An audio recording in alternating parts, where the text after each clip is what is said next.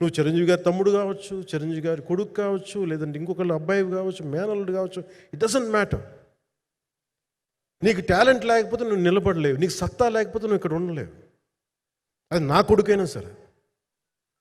It all depends నీకు ఎంత tenacity ఉంది, ఎంత పర్సీవరెన్స్ ఉంది, ఎంత నిలబెట్టుకోగలవు, ఎంత నిలదొక్కుకోగలవు, ప్రతికూలతలు ఎంత బలంగా నిలబడగలవు. ఒక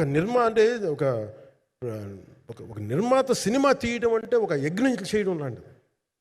తిట్లు తినాలి, ఇబ్బందులు పడాలి, అన్నీ పడిన తర్వాత ఫైనల్ డబ్బులు మిగిలితే కూడా లేదు, తెలియదు. ఇలాంటి పరిస్థితుల్లో నాకేమనిపించిందంటే ఈయన పడ్డ కష్టం చెప్పాలనిపించింది ఈ రోజున.